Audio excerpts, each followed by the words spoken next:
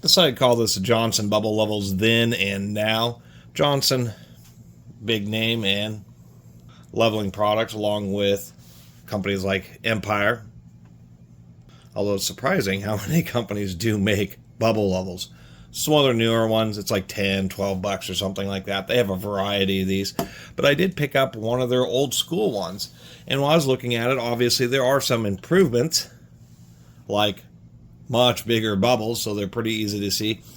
They do have a groove, so it sits on a conduit, curved round objects, that type of stuff. And I did like that they use rare earth magnets. Well, they've been using rare earth magnets for a long time, and these actually still held up. I mean, the plating, the nickel plating has come off the neodymium rare earth magnets. Neodymium is the primary component, but those rare earth magnets also contain a lot of iron, and that's why they do rust. And all it takes is just the most microscopic of a little nicks in the nickel plating, which is done to prevent them from corroding.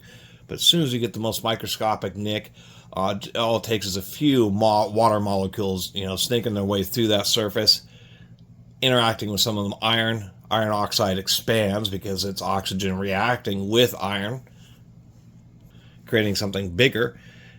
That causes a little bit of separation with the chrome plating, and then it starts to bubble up. But surprisingly enough, in a tool like this, it's not such a big deal. Definitely pretty strong magnets, no bottom groove. But the big point is that this is either a cast or a forged frame.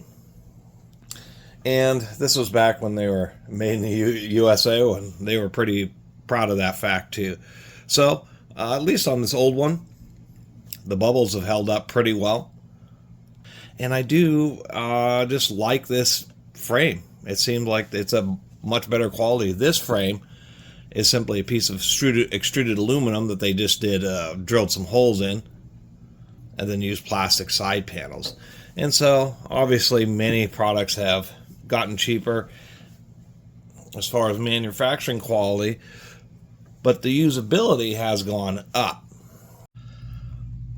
Almost forgot to mention the coolest feature of the old Johnson is that it has glow-in-the-dark surrounds around the bubble, so you can put it out in the light or shine a really bright flashlight. These really charge if you have one of those like bill checker UV flashlights, but that's actually kind of handy, and it's actually bright enough to see the bubbles through the glow, so you can, like, if you're in a dark area, stick it out in the sun for a second, come back inside and actually be able to see with it. And that's actually pretty cool. Never noticed that until I was just putting it away and it looked like it was kind of glowing. That's definitely something they're not doing on the new ones.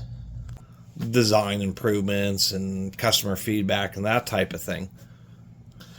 They just aren't built, just not quite as good. That's an expensive part there, having this 360-degree frame, and that's why they switched out to an extruded design.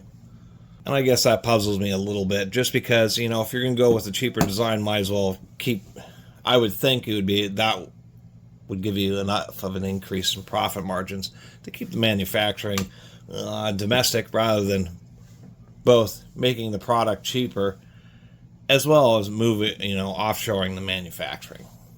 And one thing I kind of worry about is, a level like this still actually does have a V groove in it. It just doesn't happen to have a groove on the magnet side.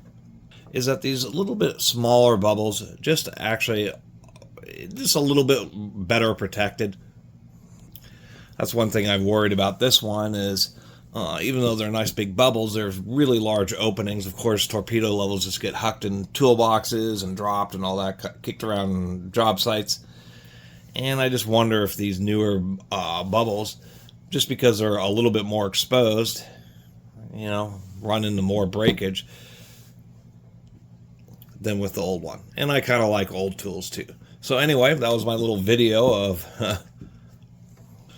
the Johnson USA Classic torpedo level versus the equivalent modern unit. And I'll put on a side note here that it's surprising, but it seems like Johnson just has a bunch of different models of torpedo levels. Some are like $50, $60 with digital angle finders and stuff in them. I mean, that's starting to get expensive for torpedo levels, kind of like those electricians little machine conduit levels. Those things are always neat, but they're always seem to be like 30 and 40 bucks. Really expensive for really small levels. Anyway, really appreciate you all watching. See you next time.